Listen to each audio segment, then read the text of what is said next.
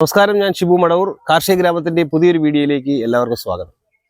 അപ്പോൾ നമ്മുടെ മലയാളികൾക്ക് നമ്മുടെ കറികളിൽ ഒഴിച്ചുകൂടാൻ പറ്റാത്ത ഒരു പച്ചക്കറി ഇനമാണ് നമ്മുടെ മുളക്. ഇതിന് നമ്മുടെ നാട്ടിലെല്ലാം ഉണ്ടമുളകെന്ന് പറയും, അതുപോലെ മാലിമുളകെന്ന് പറയും, അതുപോലെ എരിമുളകെന്ന് പറയും. പല പേരുകളിലാണ് ഈ മുളക് അറിയപ്പെടുന്നത്. അപ്പോൾ നമ്മുടെ തിരുവനന്തപുരം ജില്ലയിലെല്ലാം ഇത് കൂടുതലായിട്ട് മീൻകറിയിലാണ് ഈ മുളക് കൂടുതലായിട്ട് ഉപയോഗിക്കുന്നത്. അപ്പോൾ ഇന്നത്തെ നമ്മുടെ ഈ വീഡിയോ എൻ്റെ ഈ ചെറിയ മുളക് കൃഷിയുടെ വിശേഷങ്ങളാണ്.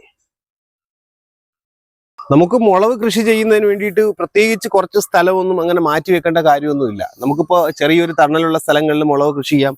ഞാൻ ഇത് കണ്ടോ, ഈ ഭാഗങ്ങളിലെല്ലാം കുക്കുംബറും ഇതെല്ലാം നട്ടിട്ട് ഇതിൻ്റെ ഈ ഒരു സൈഡിലാണ് ഇങ്ങനെ ഫുള്ളായിട്ട് ഇങ്ങനെ മുളക് നട്ടിരിക്കുന്നത്.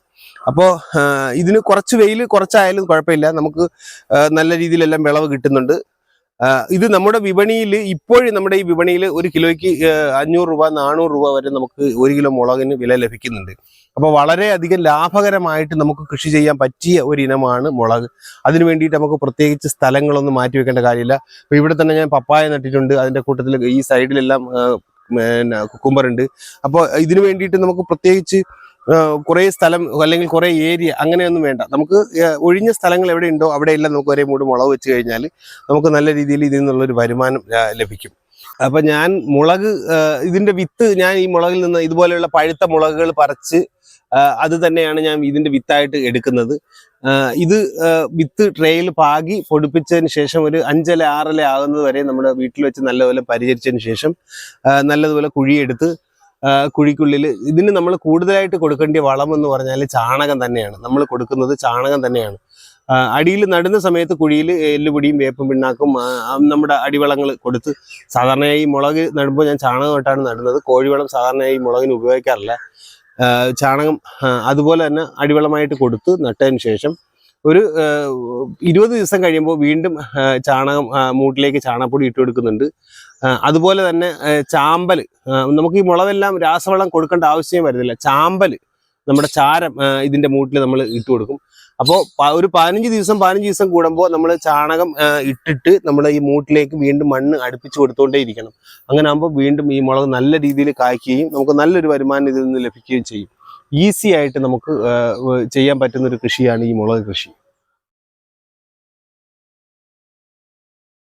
ഇത് നമ്മുടെ വയലറ്റ് കളറിലുള്ള ഒരു വെറൈറ്റിയാണ്. ഇത് നമുക്ക് നല്ലതുപോലെ വിളവ് ലഭിക്കുന്ന ഒരു ഇനമാണ്. സാധാ ഈ പച്ചമുളകിന്റെ അത്രത്തോളം മണം ഇല്ല ഇതിനെങ്കിലും നല്ല രീതിയിൽ എരിയും അതുപോലെ നല്ല വിളവും ലഭിക്കുന്ന ഒരു വെറൈറ്റിയാണ് ഈ വയലറ്റ് മുളക്. ഇതും ഞാൻ ഒരുപാട് ഇവിടെ കൃഷി ചെയ്തിട്ടുണ്ട്. ഇത് നമുക്ക് ഈ ഏരിയയിലെല്ലാം ഞാൻ മുളക് നട്ടിരിക്കുകയാണ്. അപ്പം മുളവിന് നമുക്ക് കൂടുതലായിട്ട് ബാധിക്കുന്ന അസുഖം എന്ന് പറഞ്ഞാൽ മണ്ടരിയാണ്. മുളക് നട്ട് കുറച്ച് കഴിയുമ്പോൾ അത് കുരുടിച്ചു പോകുന്നൊരു അവസ്ഥയാണ് നമുക്കുണ്ടാകുന്നത്. അപ്പോൾ അതിന് നമ്മൾക്ക് ഏറ്റവും പറ്റിയിട്ടുള്ള ചെയ്യാൻ പറ്റുന്ന ഒരു മാർഗം എന്ന് പറഞ്ഞാൽ നല്ല രീതിയിൽ വളപ്രയോഗം, അതായത് ഒരു 10 ദിവസമോ ഒരു 15 ദിവസമോ കഴിയുന്നതനുസരിച്ച് നമ്മൾ മുളവിന് നല്ല രീതിയിൽ ചാണകമോ അങ്ങനെയുള്ള വളങ്ങൾ കൊടുത്തിട്ടേ ഇരിക്കണം. കാര്യം മുളകിന് ഗ്രോത്ത് നിന്ന് പോയാൽ കറക്റ്റായിട്ട് ഈ മണ്ടരിയുടെ ബാധ കൂടുതലായിട്ടുണ്ടാവും. നല്ല രീതിയിൽ ഗ്രോത്ത് ഉള്ള മുളകിനെയാണെങ്കിൽ പ്രതിരോധിച്ച് നിൽക്കാനുള്ള ഒരു ശേഷി ഉണ്ടാവും. പിന്നെ ഇത് മണ്ടരി വന്നു കഴിഞ്ഞാൽ, ഇപ്പോൾ ഒരു മുളകിനെങ്കിലും മണ്ടരി വന്നു കഴിഞ്ഞാൽ പിന്നെ നമ്മൾ ഒരിക്കലും അതിനെ നമ്മുടെ തോട്ടത്തിൽ നിർത്തിയിരിക്കരുത്. അതിനെ നമ്മൾ അപ്പോഴേ പുഴുത് മാറ്റിയിരിക്കണം. പിന്നെ നമുക്ക് ചെറിയ ചെറിയ പൊടിക്കൈകൾ നമ്മൾ ചെയ്യുന്നുണ്ട്. നമ്മുടെ മീനെല്ലാം കഴുകുന്നതിൻ്റെ വെള്ളം ചെറുതായിട്ട് വെള്ളം ചേർത്ത് നമ്മൾ ഇതിൽ ഇടയ്ക്കിടയ്ക്ക് സ്പ്രേ ചെയ്ത് കൊടുക്കുന്നുണ്ട്. പിന്നെ കഞ്ഞിവെള്ളം നമ്മുടെ ഇലയുടെ അടിയിൽ, അതായത് വെള്ളീച്ച ഒക്കെ വരാതിരിക്കാൻ വേണ്ടിയിട്ട് കഞ്ഞിവെള്ളം ഇടയ്ക്ക് നമ്മൾ ഇതിൻ്റെ അടിയിലെല്ലാം സ്പ്രേ ചെയ്ത് കൊടുക്കണം. അങ്ങനെ ചെറിയ ചെറിയ മാർഗങ്ങൾ നമുക്ക് ഈ മണ്ടരിയെ പ്രതിരോധിക്കാൻ വേണ്ടിയിട്ട്. പക്ഷെ എങ്കിലും നമ്മുടെ ചെടിക്ക് ഗ്രോത്ത് ഉണ്ടെങ്കിൽ ഒരു പരിധി വരെ നമുക്ക് ഈ മണ്ടരിയെ നിയന്ത്രിക്കാൻ കഴിയും. ഒക്കെ നടുന്നതിന് നമുക്ക് പ്രത്യേകിച്ച് ഒരു സ്ഥലമില്ല, ആവശ്യമില്ല. ഇപ്പം അവിടെ ഒരു മുരിങ്ങ നട്ടിട്ടുണ്ട്, ഇവിടെ പപ്പായ നട്ടിട്ടുണ്ട്. ഇതിൻ്റെ ഇടയിലുള്ള ഒരു ചെറിയ സ്ഥലത്താണ് ഈ മുളക് നട്ടിരിക്കുന്നത്. അപ്പോൾ ഇത് മറ്റേ 2 നേരെ വളർന്ന് മുകളിലേക്ക് പോകും. ഇത് ഒരു താഴെ മാത്രമേ നിൽക്കൂ. നമുക്ക് ഇതിനുള്ള ആവശ്യത്തിനുള്ള വെയിലും കിട്ടും, നല്ല രീതിയിൽ കായ്ക്കുകയും ചെയ്യുന്നുണ്ട്. അവിടെ ഈ മുളകെല്ലാം പിടിച്ചിരിക്കുന്നുണ്ടോ, കാണാൻ തന്നെ എന്ത് ഭംഗിയല്ലേ.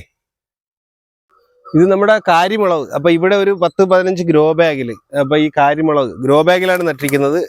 ഇവിടെ ഈ കുളമായതുകൊണ്ട് കുളത്തിന്റെ സൈഡിൽ ഒരു വരമ്പ് പോലെ ചെയ്തിട്ടുണ്ട്. അപ്പൊ അതിലിങ്ങനെ കാരിമുളക് ഗ്രോ ബാഗിൽ നട്ടിരിക്കുന്നത്. ഇതിന്റെ ഈൽഡ് എല്ലാം കഴിഞ്ഞു എങ്കിലും ഇപ്പോഴും അതിൽ സിറ ഇനത്തിൽപ്പെട്ട മുളകാണ്. നല്ല രീതിയിൽ ഇപ്പോഴും അതിൽ നിൽക്കുന്നുണ്ട്.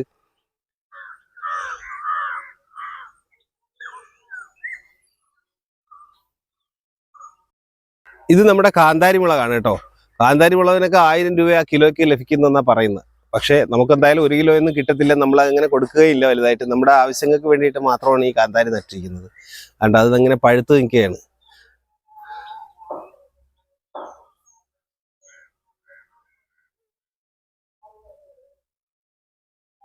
അകത്തൊക്കെ ചെറിയ രീതിയിൽ ചെറിയ മുളകുകൾ നട്ടിരിക്കുകയാണ്. അപ്പോൾ ഇതിങ്ങനെ ഈ ഒരു ലൈൻ ഫുള്ളായിട്ട് മുളകും അതുപോലെ പപ്പായും. അപ്പോൾ ഇത് ഒരു ഗ്യാപ്പ് ഇട്ടിട്ട് മുളകും പപ്പായും നട്ടിരിക്കുകയാണ്.